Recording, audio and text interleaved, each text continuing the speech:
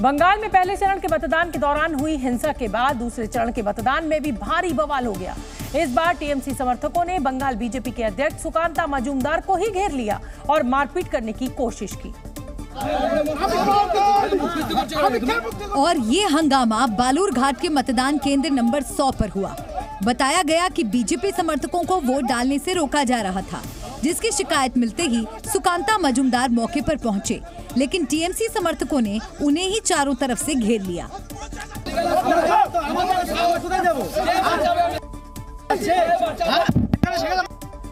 पहले तो दोनों तरफ से तीखी बहस होती रही, लेकिन कुछ ही देर में विवाद बढ़ गया। इस दौरान कई टीएमसी कार्यकर्ता तो हाथापाई पर उतारू हो गए और सुकांता मजूमदार की तरफ बढ़ने की कोशिश करते रहे, लेकिन सुरक्षा कर्मियों ने उन्हें पीछे धकेल दिया।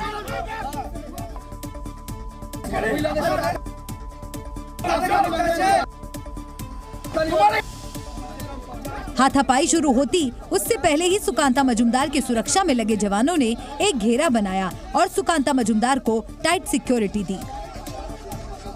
लेकिन कड़ी सुरक्षा के बावजूद भी टीएमसी समर्थक हाथापाई पर उतारू दिखे और इसी बीच सुकांता मजूमदार ने आरोप लगाया कि बंगाल पुलिस आरोपियों से मिली हुई है,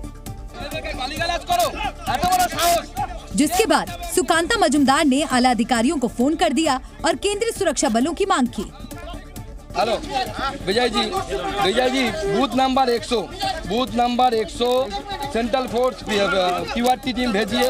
यहाँ पे 100 मीटर के अंदर कम से कम 50 टीएमसी सपोर्टर है, 60 टीएमसी सपोर्टर पुलिस के साथ खड़ी हुई है।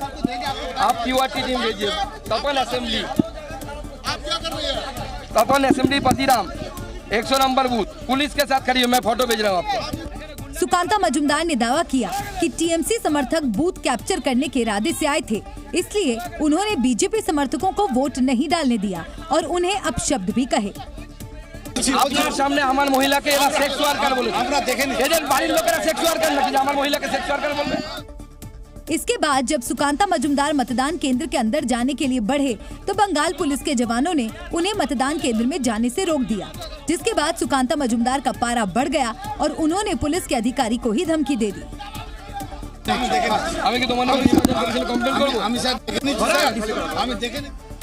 वहीं भारी बवाल के बीच बीजेपी के तमाम कार्यकर्ता भी सामने आए, जिन्होंने टीएमसी पर गुंडागर्दी करने का आरोप लगाया।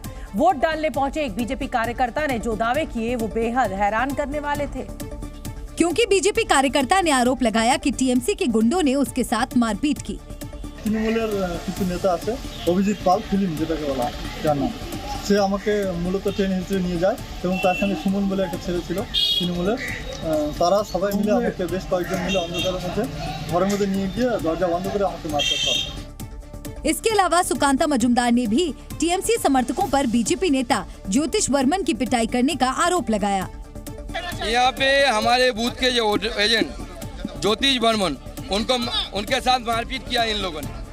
उसका कसूर टीएमसी के गुंडे हैं, सारे टीएमसी गुंडे हैं, सारे शेख शाहजहां के औलाद है सारे। काफी देर तक ये गहमा गहमी चलती रही, लेकिन इसी बीच टीएमसी समर्थक फिर उग्र हो गए और वो गो बैक के नारे लगाने लगे, जिससे माहौल एक बार फिर तनावपूर्ण हो गया।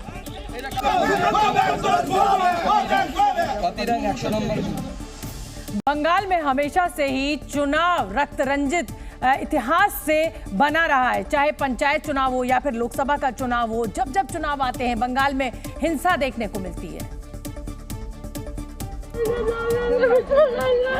वहीं दूसरे चरण के मतदान से पहले पूर्वी मिदनापुर जिले से बड़ी खबर सामने आई।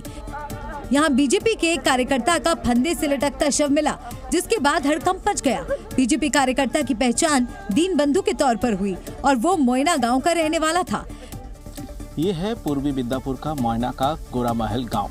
यहीं से कल रात 18 साल की दीनबंधु मिद्दा का शव बरामद हुआ और इसके बाद से इलाके में एक राजनीतिक तनाव का माहौल पैदा हो चुका है।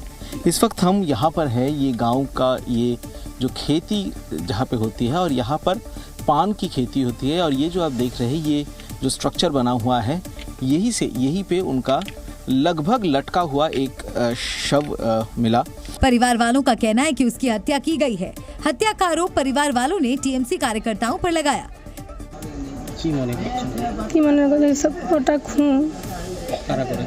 টিএমসি লোক। আপনারা কোন দল করেন? বিজেপি করি। वहीं इस मामले में बीजेपी नेता शुभेंदु अधिकारी ने ममता बनर्जी की सरकार और पश्चिम बंगाल पुलिस के किरदार पर सवाल खड़े किए हैं। उन्होंने कहा कि बीजेपी कार्यकर्ताओं की हत्या में बंगाल की सरकार का हाथ है। इसका पहले भी बहुत हादसा हुआ, लेकिन यहाँ पुलिस का इंटेलिजेंस से ये सब हो रहा है। बीजेपी का पंचायत का जो मुखिया है सुशांत मिद्दा, उनका भतीजा को उठा लेकर पहले किडनैप किया, उसका बाद उसको मार के झुला दिया। हाँ, उसका पुलिस कैंप नजदीक है। मिसिंग डायरी भी हुआ था 24 आवर्स पहले, लेकिन पुलिस ने कुछ कार्रवाई नहीं किया।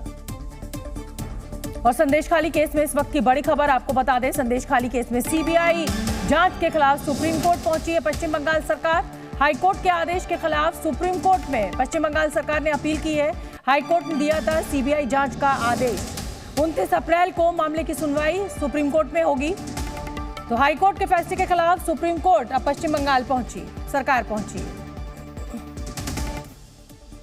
वहीं दूसरे चरण के मतदान के बीच जांच एजेंसी सीबीआई ने तृणमूल पंचायत सदस्य हाफिजुल खां के रिश्तेदार के घर पर छापा मारा। 10 सदस्यीय टीम छापेमारी करने पहुंची तो उन्हें वहां बड़ी सफलता हाथ लगी।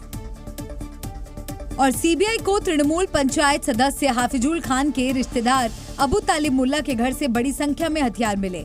सूत्रों के मुताबिक संदेश खाली के मलिकपाड़ा इलाके में तलाशी अभियान के दौरान विदेशी पिस्टल बरामद हुई। इसके अलावा भारी मात्रा में हथियार और बम भी मिले। बरामद किए गए हथियारों का विदेश से स्मगलिंग होने का शक जताया जा रहा है।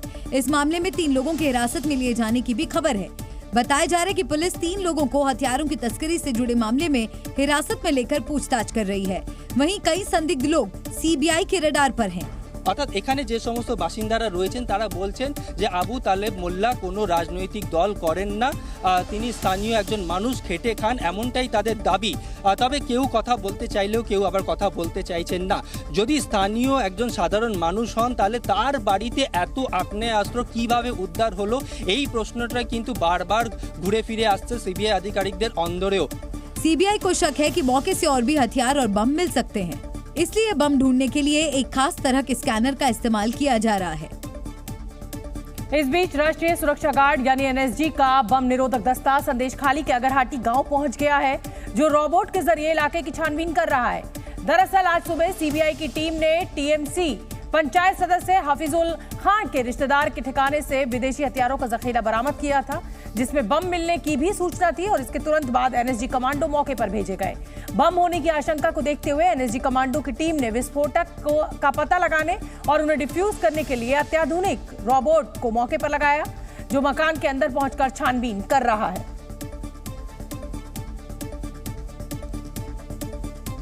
आगे बढ़ेंगे। वहीं चुनाव के बीच इतनी बड़ी संख्या में हथियार मिलने से बंगाल की सियासत में हड़कंप मच गया है। चुनाव आयोग ने भी हथियार की बरामदगी को लेकर नाराजगी जताई है। साथ ही साथ कोड ऑफ कंडक्ट के तहत ममता सरकार से रिपोर्ट भी मांगी। 5 जनवरी को ईडी की टीम ने जब शेख शाहजहां के ठिकानों पर छापा मारा था तो उस दौरान बड़ी संख्या में लोगों ने ईडी की टीम पर हमला कर दिया था। उस मामले को लेकर सीबीआई ने एक अलग से एफआईआर दर्ज की थी और उसकी तफ्तीश के लिए ही सीबीआई संदेश खाली पहुंची और उस हमले से जुड़े जो आरोपी थे उनके ठिकानों पर रेड की। सीबीआई की टीम ने पैरामिलिट्री फोर्स की मौजूदगी में जब शाहजहां शेख के करीबियों के यहाँ छापा मारा तो बड़ी संख्या में हथियार और बम मिले।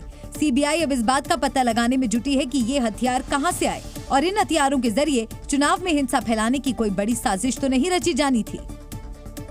और इस समय की एक और बड़ी खबर आपको बता दें। संदेश खाली पहुंची एनएसजी टीम ने पूरे इलाके को घेर लिया है। सीबीआई रेड में आज हथियार मिले हैं और उसके बाद ही एनएसजी कमांडोज को वहां पर भेजा गया और क्योंकि बम भी बरामद हुए हैं इसलिए पूरे इलाके को सुरक्षा की दृष्टि से घेर लिया गया है। संदेश खाली में एनएसजी की टीम का बड़ा एक्शन।